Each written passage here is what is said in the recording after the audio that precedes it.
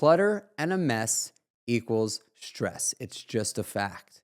And I had a viral post on social media, and basically the post was, if you want to see what the inside of somebody's brain feels like, open up their closet and take a look at what's inside.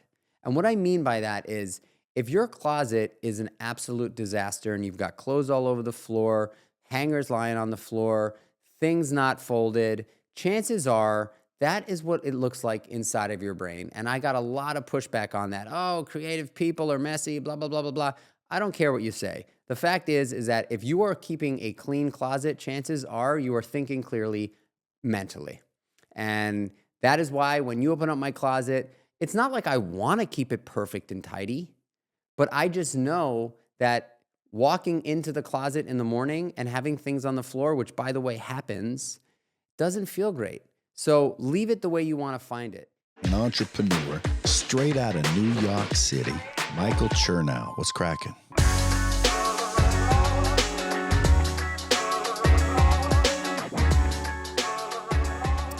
What up, y'all? Welcome back to the Creatures Pod. This is a Monday moment. You know what these are.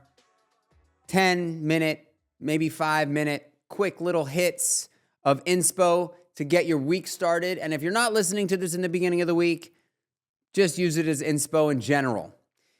This week's Monday moment, we're going to talk about routine, habit and routine, and how to start your own. So if you're new to this journey of creating routines, whether it's a morning routine or an evening routine, I want to give you the first piece of advice that I like to give everybody who is either on the journey and is looking for a little adjustment or just getting going on trying to create the best version of themselves. In my opinion, that really does start with structure and routine. Number one piece of advice: set a go-to-bed alarm. I think I've talked about this on Monday Moments before, but the importance of this is critical. Because if you go to bed at 9:30, right? 9:30 plus 8 hours is 5:30. You will easily wake up at 5:30 in the morning if you go to bed at 9:30 at night. If that is impossible for you, then thinking about the best way to get 8 hours of sleep, but also giving you some time in the morning for yourself. Because the only way you're going to be able to create a robust, powerful, optimized, highly productive morning routine is if you have an hour in the morning, if not a little bit more, to focus on yourself. I go to bed at 9:30 every night. I'm typically, I'm in my bed at 9:30, and my wife and I will either read a little bit or we will watch a little bit of a show, and we are typically asleep by 10, if not before. This is such a powerful move in life. Sacrificing scrolling is worth it all day long. Sacrificing marathon Netflix on a Tuesday night and keeping you up until 1 o'clock in the morning, worth it all day long. Go to bed early and set that go-to-bed alarm so that you're in bed. It's a structure, it's a commitment, it's something that you are focused on so that you can show up the following day as the best version of yourself. And I know that term is corny, or maybe not corny, but I know that term is tossed around a lot, the best version of yourself. But guess what? There is true viability and truth to the term. Showing up your best self means that you've gotten a sufficient amount of sleep and you are taking care of yourself in the morning so that you don't have to put any attention on those two things throughout the rest of your day. And I promise you, if you're getting 5 hours of sleep, you are not going to be thinking clearly. And that means that you're paying attention to the lack of sleep that you've gotten. So give yourself somewhere between 7 and 8 hours of sleep every night. That is my sweet spot. I try to do it every single night, and most nights I nail it. So you're up at 5:30 in the morning.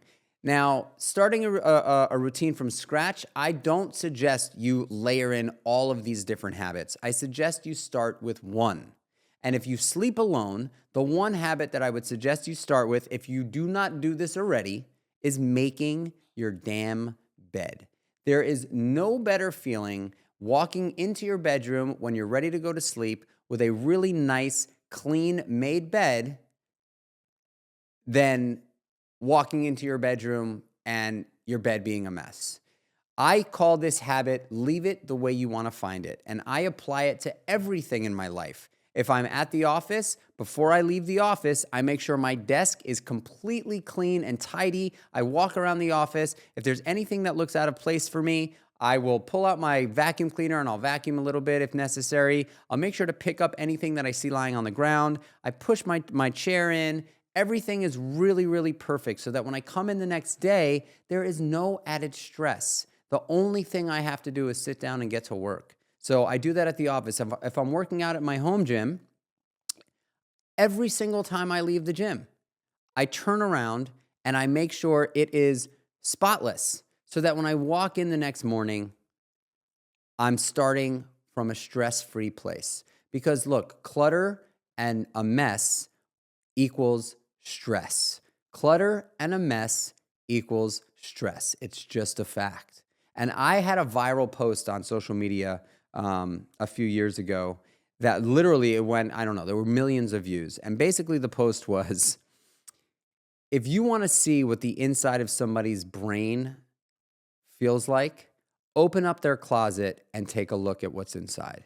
And what I mean by that is, if your closet is an absolute disaster and you've got clothes all over the floor, hangers lying on the floor, things not folded, chances are that is what it looks like inside of your brain. And I got a lot of pushback on that. Oh, creative people are messy, blah, blah, blah, blah, blah.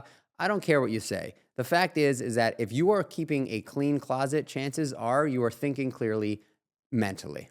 And that is why when you open up my closet, it's not like I want to keep it perfect and tidy, but I just know that walking into the closet in the morning and having things on the floor, which by the way happens, doesn't feel great.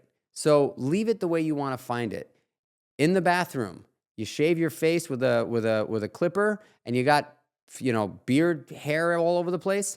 Clean it up. Clean it up. When you walk out of that bathroom, just stop yourself, take a look behind you, and just see if it looks great. Leaving your environments the way you want to see them when you walk into them is a very, very, very powerful habit to start using. So I would just say going to bed early, setting yourself up with a go-to-bed alarm, meaning that alarm goes off, it's in your phone or it's on your watch or wherever you set an alarm, it goes off, that is your cue to head to bed. Doesn't matter if you're tired or not.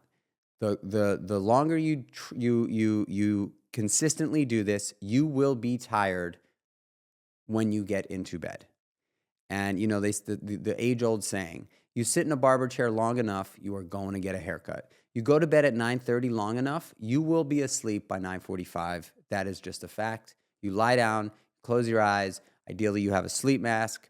I've got all sorts of tools that I use for sleeping. I could list them off real quick. I've got an 8-sleep mattress that keeps my bed nice and cool. I've got blackout shades. I've got an Airwave mouth guard that I put into my mouth at night so that I don't grind my teeth, because typically I grind my teeth. I've got an eye mask, and I use Oslo sleep buds, which are these little sleep buds that I stick into my ears that are super flat so you don't feel like they're in your ears. And I can stream a podcast for 15 minutes, and then it converts right over to a sleep sound, like a white noise. And that just helps drown out all the noise, and it's just this consistent noise all night long that just helps me stay asleep and get into deeper slow wave sleep. So sleeping is very important. Set yourself up with that sleep alarm. If you want to include some of those tools to help you sleep better, by all means, go do that. And then waking up early in the morning and giving yourself that hour. First things first, get out of bed, turn around, make your bed. That's the first thing. Do that every single morning, and that you will be well on your way to creating a strong routine. I wouldn't start adding more things into that until you are consistent with those two things.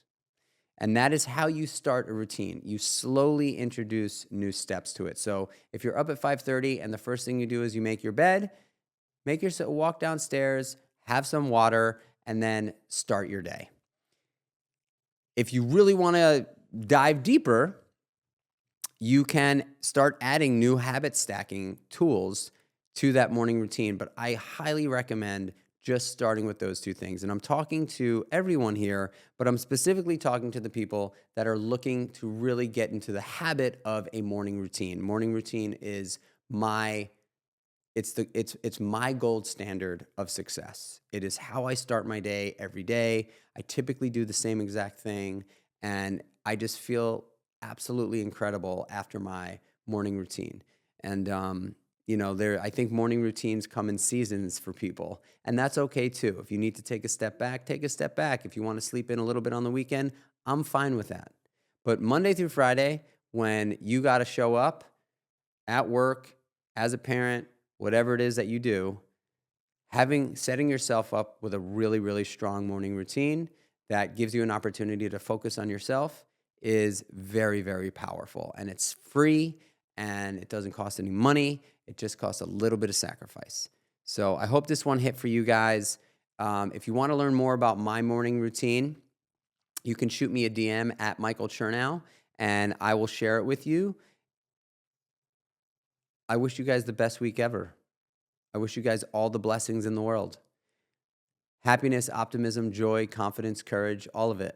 I want you guys to have the best week ever.